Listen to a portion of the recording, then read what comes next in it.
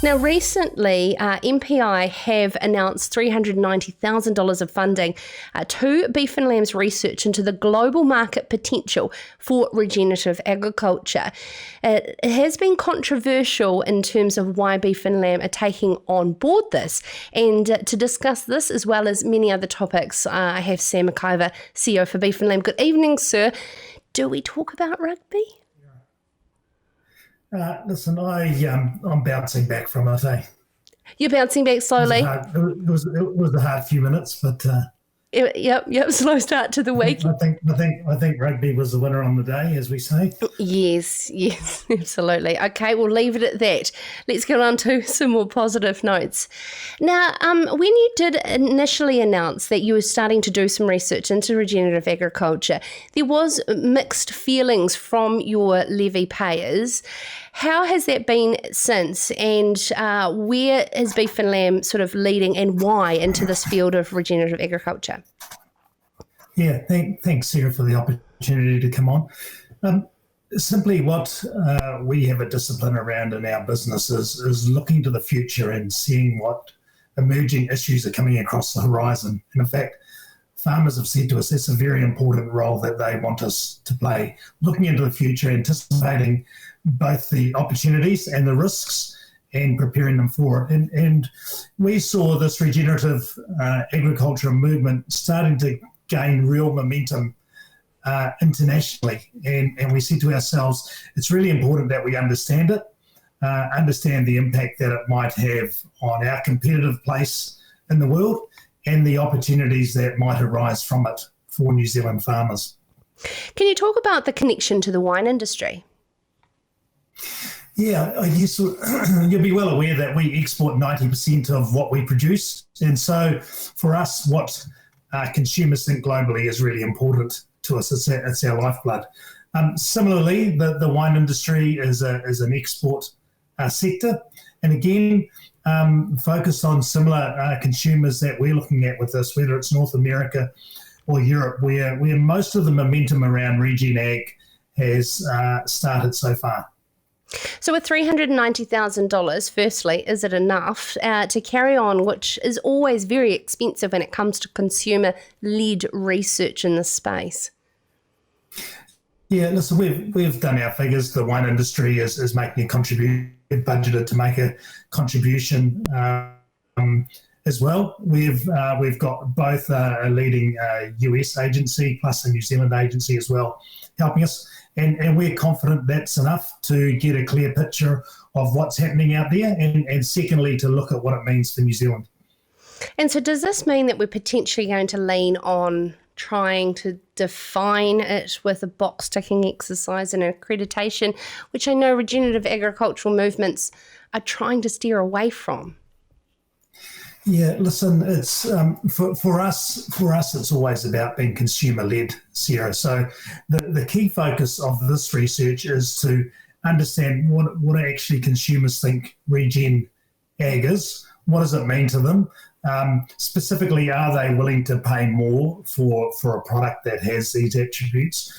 Obviously, it's not just consumers that drive products around the world. So we've got some very large corporates now internationally that are starting to look at putting Regen products into the market. And we know that once those large corporates start to act, then there's no doubt that something gains momentum. Thirdly, we see quite a few key influencers out there, whether they're chefs or food commentators, now starting to talk about Regen. So for us, it's really understanding where is it going in the global market?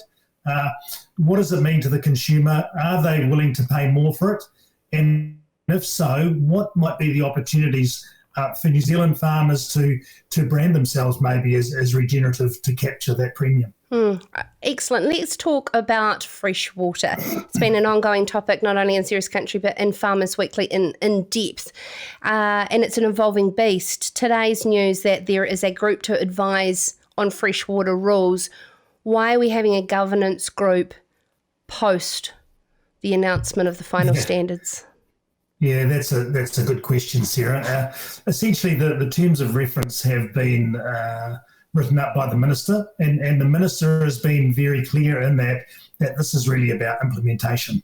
And if we think who is going to do this work? It's our farmers on the ground that are actually going to act on this new legislation, on these rules, and it's the farmers taking action that really will make a difference to water quality.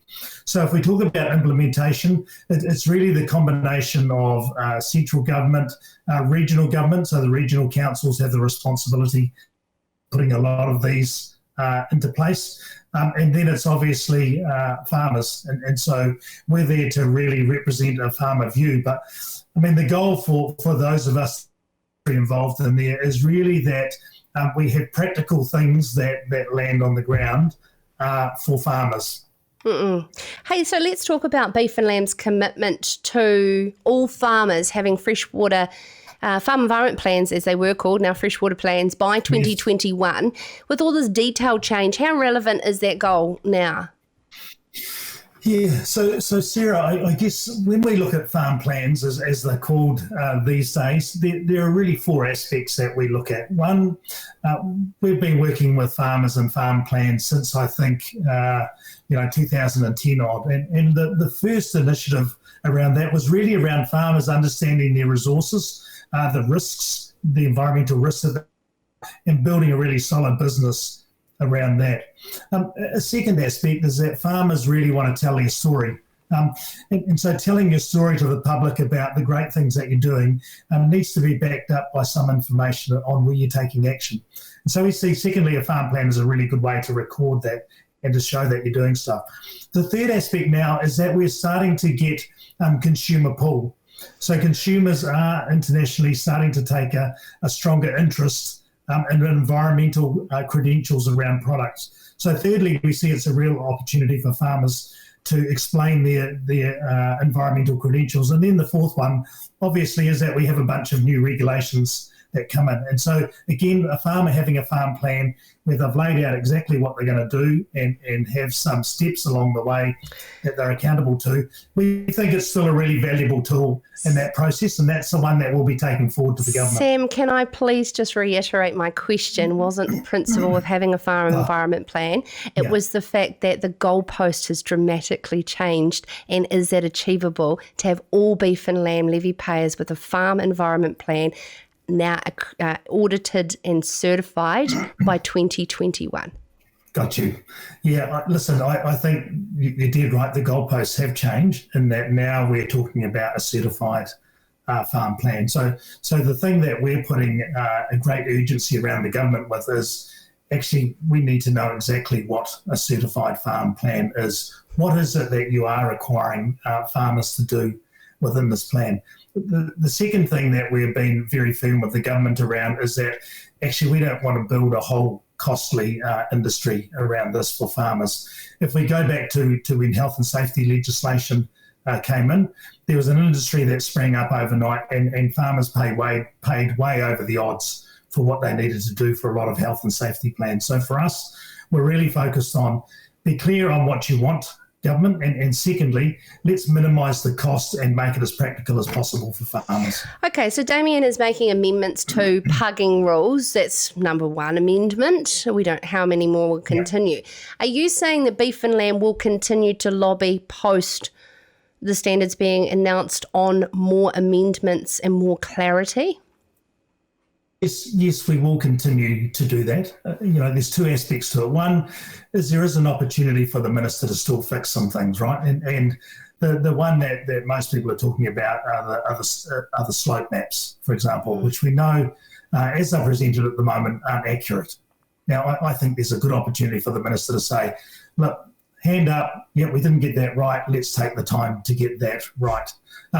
The second aspect is that we'll continue to work with government, regional councils, and obviously with farming bodies to make sure that as those rules are applied in regions and within district plans, that they're applied in a practical way for farmers that will be practical, cost effective, and actually at the end of the day will deliver better water quality, which is what everybody wants. Okay, in terms of working together with industry bodies, this group is made up of 2 regional councils, Dairy NZ, Beef and Lamb New Zealand, Horticulture New Zealand, and representatives from Māori. Why not feds? Well, at Feds, at the end of the day, that's the one that you'll need to ask the minister. Okay. We certainly indicated that we thought Feds would be useful to be on there. Feds has a really wide catchment in terms of the farmers that they have. You know, they cover bees, they cover arable, they obviously cover dairy farmers and sheep and beef farmers as well, amongst other things. So they do have a wide catchment, but that was the decision that the minister made. And so going back again, why are we doing this post when the governments have egos just as much as humans, and to go and change and make multiple amendments afterwards when they could have listened to the 17,000 submissions and multiple opportunities for you to sit at the table with them, they wouldn't have got things like slope rules wrong. Yeah, listen, I think it's disappointing actually. If I reflect on it, I think farmers are well on the journey, right? I hardly talk to a farmer today who's not about improving water quality. Once they know what the issues are, they want to take the steps. And I think, it is really disappointing that the government didn't sit down and, let's just say, co-develop, if you want to call it that. They didn't sit down and spend a bit more time with industry or with regional councils or whoever it was to say, hey, this is what we're thinking. How do you think this is going to land? How do you think this is going to work? I can't answer for the ministers or the ministers as to why they didn't take that advice. Well, we will continue to follow with interest. Thank you so much, Sam McIvor, for your time, CEO of Beef and Lamb New Zealand. And of course, with that research, $390,000 into what consumers around the world perceive regenerative agriculture and how New Zealand can potentially benefit, whether we are currently or leading into the future to take up that potential premium. This is Sarah's Country.